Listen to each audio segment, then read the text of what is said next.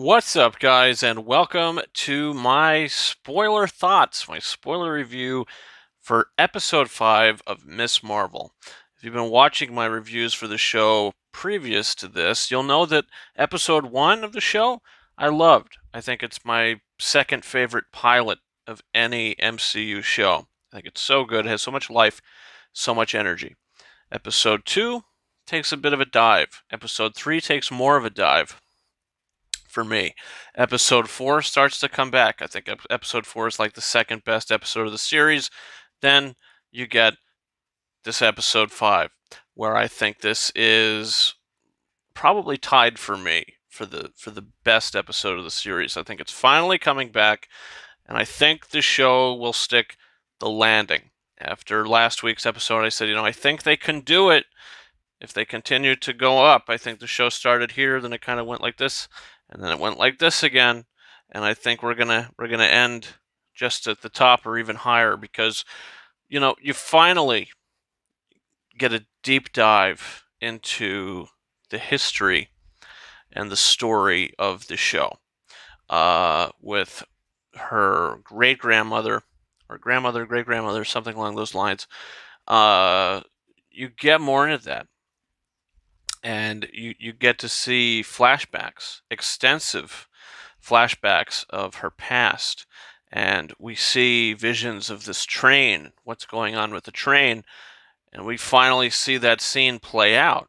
And I thought it was so kind of special, and I thought it really worked. Finally, where we understand that the villain of the series, all she wants to do is get home. Uh, but if she does that, we find out that there might be consequences because one of the portals opens, and she says one of the henchmen, one of these girls that's part of this djinn, say, "Look, it's here. We can go home." She goes up. She turns into a skeleton. So our villain of the series, you'll have to forgive me. I forget the damn villain's name. The mother of the boyfriend, but he's not a boyfriend. She just has a crush on him. Why can't I remember any of these people's names? Um, but she goes up and she basically possesses her son.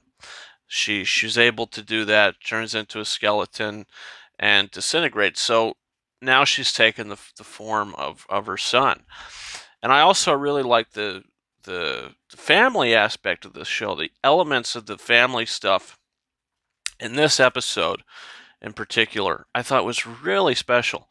The stuff between her mother, her, the way that since Kamala hasn't come home, how the mother is just she's genuinely worried about her, and I really felt that in the show. And I thought there was a really funny line when the grandmother says that well, I lost you know Terrence or whatever his name is, and I put a chip in him so that would never happen again. She says, well, guess what? Uh, Terrence is a dog.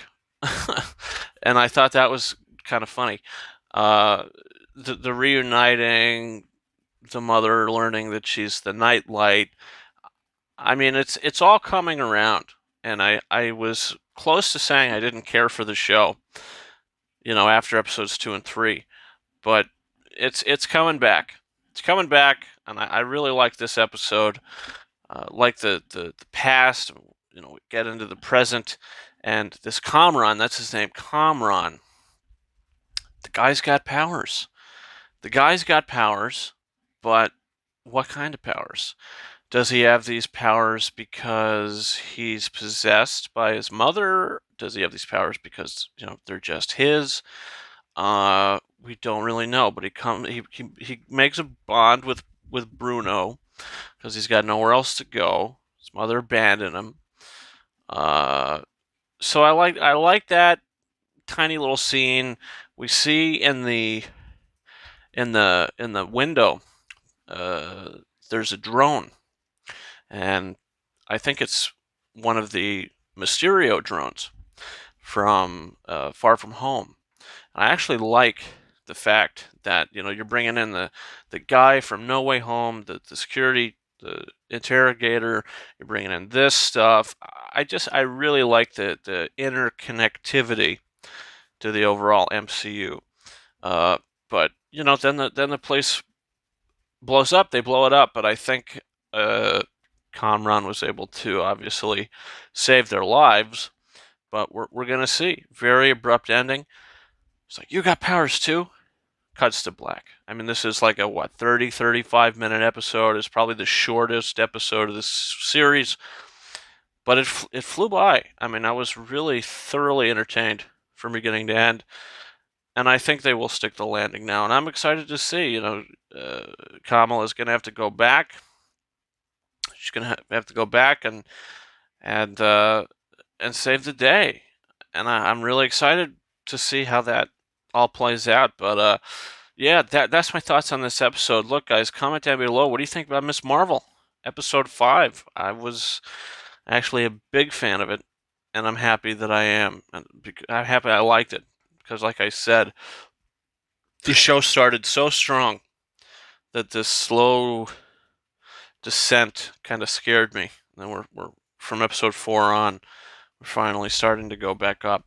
So that's that, guys. Don't forget to hit that subscribe button for lots of more content coming on the channel. We got Thor: Love and Thunder, full spoiler review and non-spoiler reviews, both coming tomorrow. Come on back to the channel, check that stuff out. We got reactions, we got all sorts of stuff, update videos. Also, don't forget to follow me on Twitter at RyanKing72 and on Instagram at KingOfRises131.